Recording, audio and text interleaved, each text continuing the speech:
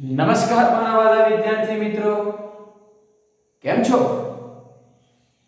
વિદ્યાર્થી મિત્રો, હું અમિત પટેલ આપ સૌનું મારી YouTube channel Amit Patel sir ફિઝિક્સમાં હાર્દિક સ્વાગત કરું છું.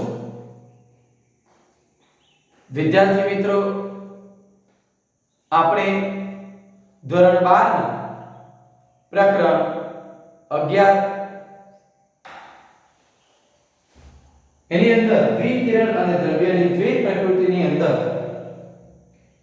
દરેક થિયરી દીકરાઓ આપણે જોઈ લીધી છે અને આપણે એને અનુરૂપ દાખલાઓ ગણીએ છીએ અને એવા સ્વાધ્યાયના બે દાખલાની રકમ બોર્ડ ઉપર લખીએ છીએ. વળી પાછું એકવાર કહું છું, દાખલા ગણવા હોય, MCQ કરવા હોય તો જે કોઈ થિયરી આપણે ભણ્યા છે એ દરેક થિયરીનો કોન્સેપ્ટ તમને પ્રોપરલી આવડતો હોવો જોઈએ, તો જ એ દાખલાઓ તમે પ્રોપરલી દીકરાઓ શું કરી શકો છો, એને ગણી શકો છો. અધરવાઇઝ તમને દાખલાને ગણવાની અંદર ગણી તો પાડીએ એ ગોખી નાખશો, એના જેવું બીજું કંઈ પૂછાય તો તમને ના આવશે. એટલે રેગ્યુલર મહેનત કરો. એક્ઝામ તમારે 2 મહિનાની અંદર જે તમને કહેવામાં આવી છે એ લેવાની છે. એટલે દરેક વિદ્યાર્થીઓ ધ્યાનથી વિડિયો જોવે અને રીડિંગ કરે. ચાલો શરૂઆત કરીએ છીએ. જે કંઈ મૂલ્ય આપેલું છે એ લખીએ છીએ અને એને અનુરૂપ કઈ કઈ વિગત આપણે શોધવાની છે એ દાખલા પરથી જોઈએ અને કયા ઇક્વેશનનો ઉપયોગ આપણે કરવાનો છે એ ખૂબ સરળતાથી હું તમને અહીંયા સમજાવી દઉં છું. ચાલો જરા જોઈ લો. રકમ જે આપેલી છે એ આપણે અહીંયા કરીએ છીએ. શું આપેલું છે? તો પૃથ્વીની સપાટી પર આવતા સૂર્યપ્રકાશની ઊર્જાનું ફ્લક્સ એટલે કે તીવ્રતા, ફ્લક્સ વિદ્યુત ફ્લક્સ એટલે એકમ ક્ષેત્રફળ દીઠ એકમ સમયમાં મળતી ઊર્જા, જેને વિદ્યુત ફ્લક્સ અથવા વિદ્યુત તીવ્રતા તરીકે ઓળખવામાં આવે છે. ચાલો, અને એ 1.388 10³ વોટ પ્રતિ મીટર સ્ક્વેર છે. પૃથ્વીની સપાટી પર 1 ચોરસ મીટરમાં દર સેકન્ડ દીઠ કેટલા ફોટોન આપાત થશે અને ફોટોનની તરંગલંબાઈ શોધવાની છે. બરાબર છે? ચાલો, તો આપણે એક ઇક્વેશન આપણે જોયું હતું કે ફોટોનની સંખ્યા n બરાબર p/e. તો અહીંયા એકમ સમયમાં એકમ ક્ષેત્રફળ દીઠ મળતી ઊર્જા, તો એને અનુરૂપ આપણે અહીંયા ફ્લક્સને પણ ઊર્જા વડે ભાગી નાખવામાં આવે તો ફોટોનની સંખ્યા મળી જાય. અથવા બીજી રીતે કરવું હોય તો પણ હું તમને બતાવું છું. તો પહેલા આપણે ઊર્જા શોધી નાખીએ છીએ. દરેક ફોટોનની શું શોધી નાખીએ? ઊર્જા. અને એવા n ફોટોનની સંખ્યા આપણે શોધવાની છે. ચાલો, તો વેલ્યુ આપેલી છે તે અહીંયા મેં લખું છું. શું આપેલું છે? તો પૃથ્વીની સપાટી પર સૂર્યપ્રકાશની ઊર્જાનું ફ્લક્સ એટલે એની તીવ્રતા I તરીકે લેવામાં આવે અને એ વેલ્યુ આપેલી છે 1.388 10³ વોટ પર મીટર સ્ક્વેર. બરાબર? અને પૃથ્વીની સપાટી પર 1 ચોરસ મીટરમાં, બરાબર, 1 ચોરસ મીટર એટલે એરિયા જે આપવામાં આવ્યો છે 1 મીટર સ્ક્વેર. અને સમય દીકરાઓ આપણને આપી દીધો છે 1 સેકન્ડ અને સૂર્યપ્રકાશમાંથી ઉત્સર્જિત જે પ્રકાશ એની તરંગલંબાઈ આપણને આપી છે 550 નેનોમીટર. એને મીટરમાં કન્વર્ટ કરી નાખીએ 10⁻⁹ મીટર. તો એકમ ક્ષેત્રફળ દીઠ એકમ સમયમાં આપાત થતા ફોટોનની શું શોધવાની છે દીકરાઓ? સંખ્યા શોધવાની છે. એકદમ સરળ છે. ચાલો, પહેલા આપણે દરેક ફોટોનની દીકરાઓ શું શોધી નાખીએ છીએ? ઊર્જા. ચાલો જુઓ, લખો છો અહીંયા આ દરેક ફોટોનની શું શોધી નાખીએ? ઊર્જા E. અને એનું ઇક્વેશન લખવું હોય તો તરંગલંબાઈ સાથેનું hc/λ. દરેક કિંમત છે મૂકી દો. h ની કિંમત 6.625 10⁻34 અને c શૂન્ય અવકાશમાં પ્રકાશનો વેગ 3 × 10⁸ અને વેવલેન્થ આપણને આપેલી છે આ 550 અને 10⁻9. ચાલો સાદુરૂપ આપવામાં આવે તો આપણને આન્સર શું મળે છે એ આપણે અહીંયા જોઈ લઈએ છીએ. ચાલો દીકરાઓ અહીં શું કરવાનું છે આપણે? ચાલો શું છે 6.625 into 3 divided by 550 એટલે આપણને અહીંયા જે આન્સર મળે છે બરાબર. ચાલો તે આપણને કેટલો મળે છે 0.03613 36 અને અહીંયા 14 કરી દેવું. 9 ને 8 -9 ઉપર જશે એટલે +9 થશે. 8 ને 9 17 અને 17 માંથી આપણે વાત કરીએ -34 એટલે 17 દુ 34 એટલે 10 ની માઈનસ કેટલી ઘાત આવવાની 17 ઘાત છે. ચાલો પ્રમાણિત માપમાં આપણે ફેરવી નાખીએ એટલે ઊર્જા મળશે 1 અને 2 3.614 જમણી બાજુ 2 ગયા એટલે 10 ની માઈનસ 19 ઘાત જૂલ. આ આપણને આટલી દીકરાઓ શું મળે છે ઊર્જા મળે છે બરાબર છે. 0. આજે વાત કરવામાં આવે 3.614 10⁻90 જૂલ. ચાલો હવે આ તો દીકરાઓ આપણને ઊર્જા મળી ગઈ છે. જોઈ લો ઊર્જા કેવી રીતના થાય છે તે.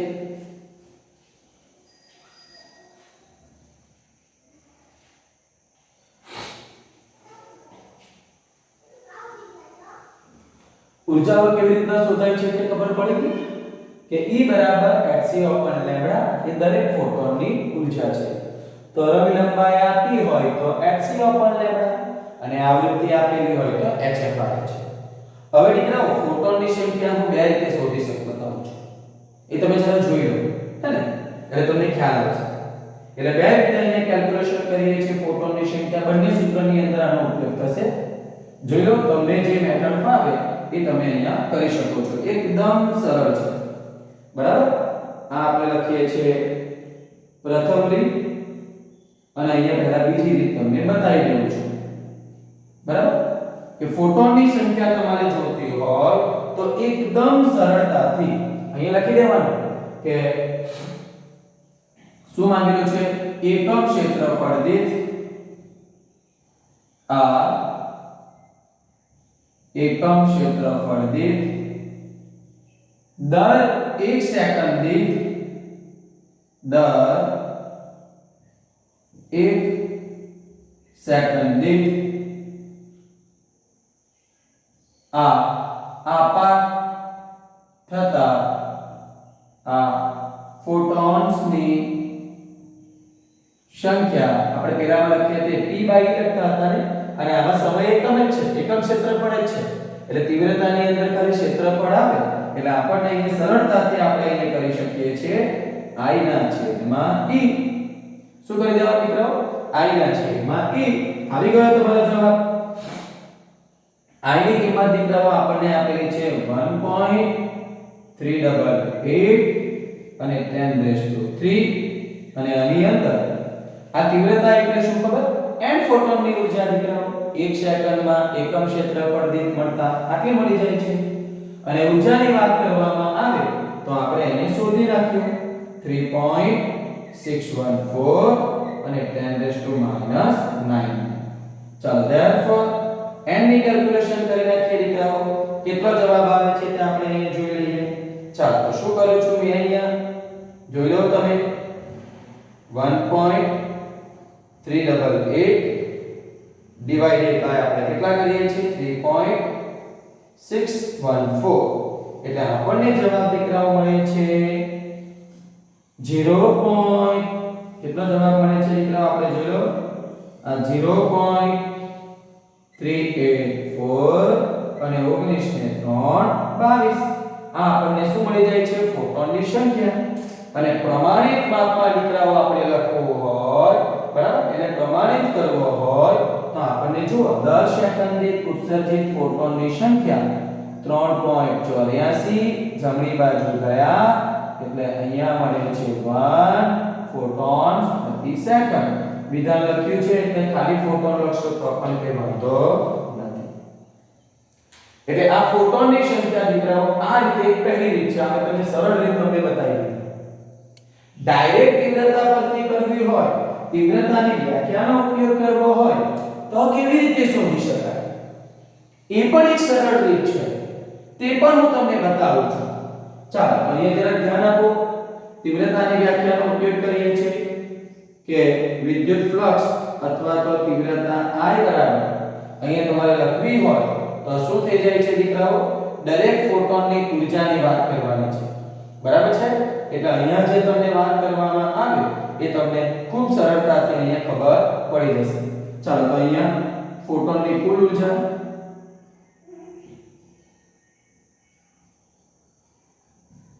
આ n ફોટોનની ઊર્જા અહીંયા આવે દીકરાઓ ક્ષેત્રફળ ગુણ્યા શું આવવાનું? સમયાંક છે. ચાલો તો અહીંયા શું થવાનું? આ n ફોટોનની ઊર્જા એટલે n ક્ષેત્રફળ a અને t. ચાલો શું શોધવું છે આપણે? તો આના પરથી જે આપણે વાત કરવામાં આવે સિમ્પલ છે. એકમ ક્ષેત્રફળ દીઠ જવાબ જે તમને મળવાનો એ જ જવાબ તમને મળી જશે. તો અહીંયા શું કરી નાખીએ આપણે? therefore અહીંયા n ની વાત કરવાની છે તો n બરાબર શું આવવાનું? I a t છેદમાં શું આવી જવાનું? e. બરાબર છે? ચાલો એટલે સૂત્ર તો દીકરાઓ એ જ થઈ ગયું ને. I ની કિંમત જે આપણે મૂકી તે 1.388 10⁻³ બરાબર ગુણ્યા 1 ગુણ્યા 1 અને ઊર્જા 3.614 10⁻90. સાદુરૂપ આપો જવાબ એ જ આવી જવાનો 0.384 10⁻22. અને એના પરથી પ્રમાણિત માપમાં લખવો હોય તો 3.84 અને 10⁻21 આ ફોટોન્સ પર સેકન્ડ. એટલે મારા વાલા વિદ્યાર્થી મિત્રો જે આપણે તો આ જ રીત અપનાવીએ છીએ આ બરાબર છે. એટલે જે તમને આવડતી હોય જે સરળ પડે એ દરેક રીત તમે ઉપયોગ કરી શકો છો વિદ્યાર્થી મિત્રો. બસ કોન્સેપ્ટ તમને આવડતો હોવો જોઈએ. તો વિદ્યાર્થી મિત્રો આ આપણો સ્વાધ્યાયનો જે 5મો દાખલો છે એ અહીંયા કેટલી સરળતાથી થઈ જાય એ મેં તમને અહીંયા બતાવી દીધું. બરાબર છે? એટલે શાંતિથી જોઈ લો અને ત્યાર પછી આપણે છઠ્ઠો દાખલો એ પણ સમજીને ગણવાનો છે. થિયરી આવડતી હોય તો એ દાખલો પણ આપણને ગણવાની અંદર તકલીફ ના પડશે. ઓકે જોઈ લો. પછી છઠ્ઠો દાખલો બનાવું છું.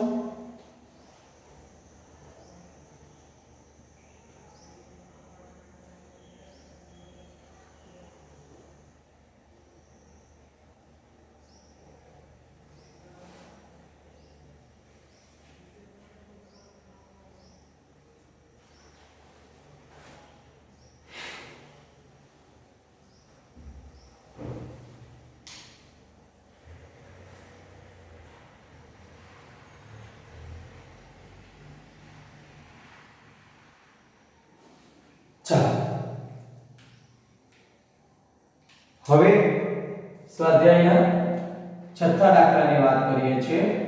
જરા અહીંયા ધ્યાન આપી દો શું આપ્યું છે અને આપણે એને કેવી રીતે કેલ્ક્યુલેટ કરવાનું છે. ફોટો ઇલેક્ટ્રિક અસરના એક પ્રયોગમાં કટ ઓફ વોલ્ટેજ વિરુદ્ધ આપાત પ્રકાશની આવૃત્તિનો ઢાળ આપેલો છે. એટલે આ આપણો આલેખ આ આપણો કટ ઓફ વોલ્ટેજ એટલે V0 અને આ આવૃત્તિનો આલેખ અને એ આવૃત્તિનો ઢાળ આપેલો છે. આપણને ખબર છે અમુક લઘુત્તમ આવૃત્તિ આપાત કરવામાં આવે તો જ આપણને અહીંયા મળે છે અને એનો ઢાળ એટલે આ V0 અને આ આપેલું છે આપણને F. બરાબર છે? ચાલો તો એ જે આલેખનો ઢાળ છે અહીંયા લખીએ કે V0 વિરુદ્ધ F આ આલેખનો ઢાળની વાત કરવામાં આવે તો એ તમને આપવામાં આવ્યો છે V0 છેદમાં F 4.12 10 ની -15 વોલ્ટ ઇન્ટુ સેકન્ડ. આની કોઈ રિક્વાયર નથી, આ ખાલી તમારી જાણકારી માટે મેં દોર્યું છે. બરાબર બરાબર.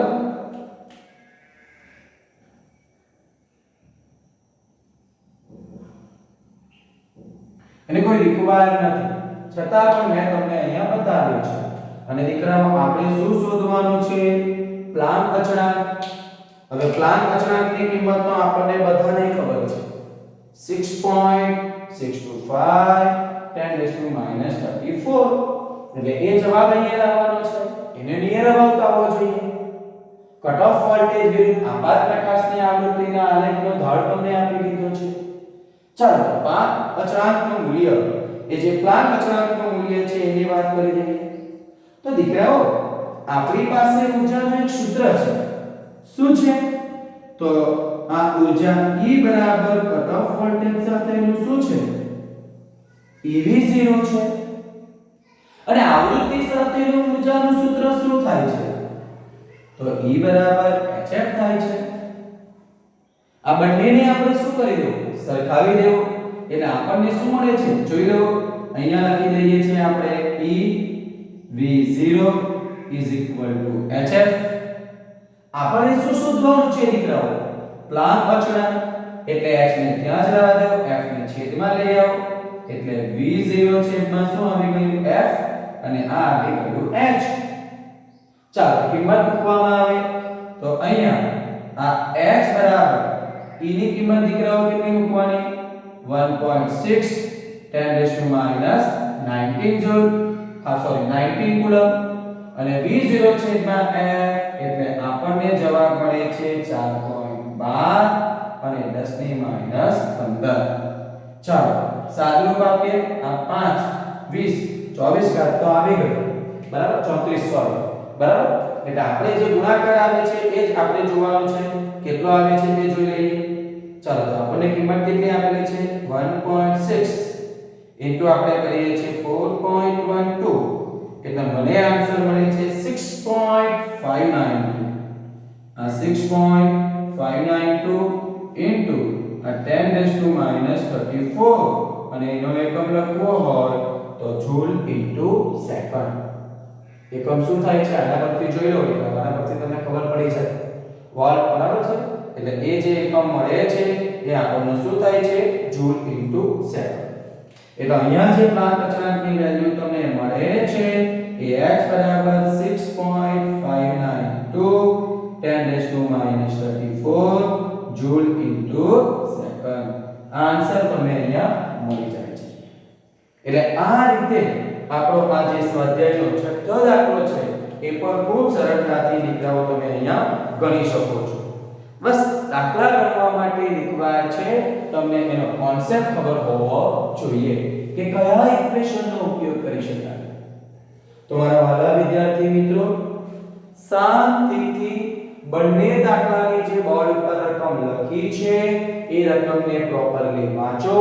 એને અનુરૂપ મેં મૂલ્યો લખ્યા છે. કયા સૂત્રનો ઉપયોગ કેમ એવી રીતે કર્યો છે દરેક વિગત મેં તમને સમજાવી છે.